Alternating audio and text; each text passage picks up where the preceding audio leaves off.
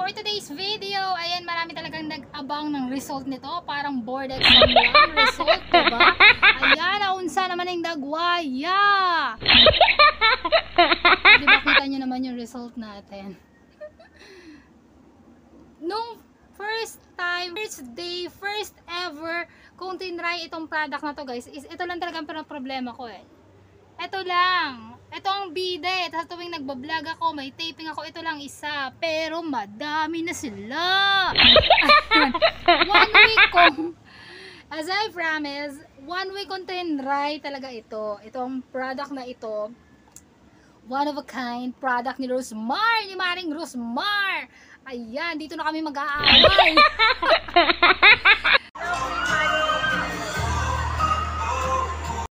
So, eto kasi daw yung pinaka-mildest sa product ni Rosmar sa aking paniniwala, kaya tinry ng nanay nyo. So, buy one take one ito, 170, nabili ko dun sa Viewcon, sa booth nila Rosmar. Ayan, Not by Rosmar Essential Mildest Condensada Maintenance Set. Ayan, may mga pang-maintenance na yung mukha natin. Akala ka na yung kahayag na ng mga bola nyo ang mini-maintenance. Ito rin pala ang ating mga pagmumukha. And meron, ito na naman yung pangako nilang 10 times instant whitening pimple and scar remover. Ito yung umakit sa akin guys. Kasi, di ba, nung kabataan natin, yung mayayaman natin mga classmates, tigo daw sila ng gatas. Kaya, ang gaganda ng kutis nila. Eh, tinry ko tong mildest condensada na ito. So, may naamoy ako, nasusunog na sinaing, mga kapitbahay. Kanina sinaing nasusunog. Ako nasusunog, wait lang. Kanina sinaing yung nasusunog. My God. Maring Rosmar, sinaing ko pala yung nasusunog. Nakakaloka. Nagtawag pa ako ng kapitbahay. Napapahamak talaga tayo sa'yo. Ayan, ito nga yun. Nasa na ba tayo? Ay, nakakaloka. So, ito na yun. One siyang tinry. And, ang nakakalungkot nito is pati yung nguso ko, nagbakbakan niya. Hindi naman siya mahap, pero talagang dumoble ang nguso ng nanay nyo. Nagbakbak siya. Hindi ko malaman kung sa sabon. Dahil alam niyo naman yan, paulit-ulit kong sinasabi sa inyo, pag meron kayong product na gusto nyo subukan, kung hiyang kayo, malalaman nyo kung hiyang kayo, kung isang product lang yung ginagamit nyo, huwag nyong pagsabay-sabayin. So, ito, ang moisturizer is panggabi, ang, asan ba yun? Moisturizer, and itong gluta, eto mga kabarangay, mga nakay, based on my experience lamang, hindi tayo nag-aanap ng kaaway, lalo lang ayoko maging kaawayan si Maring Rosmar. Naman, di ba? Nasabik talaga ako ditong gamitin dahil flavor, kada siya gatas, and mildest, diba? Kaya, yung pinakamahinang klase ang ginamit ko. Actually, marami pa akong Rosmar product dyan. Yung pinakita ko sa inyo, mga in-avail ko, nung Viewcon na gagamitin natin, itatry talaga natin, diba? At alam ko ugali na magsabay-sabay ng product dahil inoobserbahan ko talaga kung hiyang ang ating balat. At may mga product talaga guys, mga dapat nating maunawaan na hindi talaga hiyang sa atin. Swerte ng mga hiyang.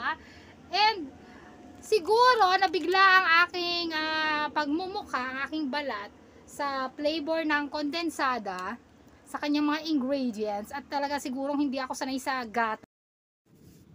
Ayan, humiwalay na ang katawang lupa na.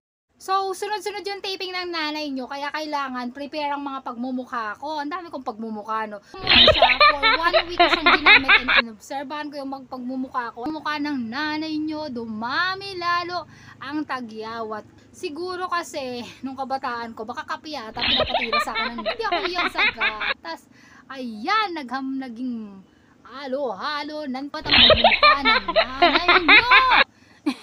Kita nyo naman, hindi ko na ubos. Ayan. So kalahati. And, in-stop ko muna siya. Dahil nga sunod-sunod ang taping na nanay nyo. Obserbahan ko ulit. Baka nabigla lang siya. Nabigla siya sa gatas. And, to the rescue naman si Sir Kerwin. Ayan, yung product ng Ho. Itong glaze. Ayan. Ito ay, mask, sleeping paste daw.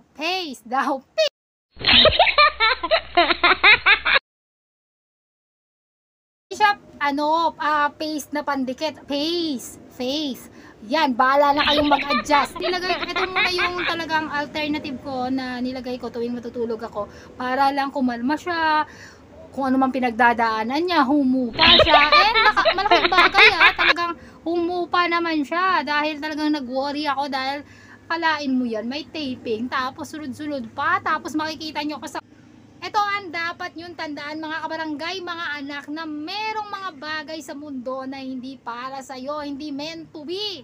'Di ba? Kagaya lang yan ng mga tinatry natin sa mga pagmumukha natin at kagaya ng paulit-ulit kong sinasabi, huwag mong pagmumukbangin ng mga skincare, maintenance product, yung pagmumukha mo. Isa-isa lang para malaman mo kung sino talaga yung para sa'yo. Meron at meron yan. Magtyaga ka lang. And ingat-ingat tayo sa mga ginagamit natin sa mga pagmumukha natin dahil alalahanin nyo, yang mukha nyo ang puhunan natin, yan ang unang ihaharap natin sa mga taong makakasalamuhan natin at ang mundong ito ay sobrang mapanglait, kaya ingat-ingat din tayo sa ating mga ginagamit. Hane, ang masasabi ko lang sa product na ito ay para sa akin dahil nakita nyo naman yung naging reaction ng mukha ko, halo-halo ng tagyawat, kaya tinigil ko na lang.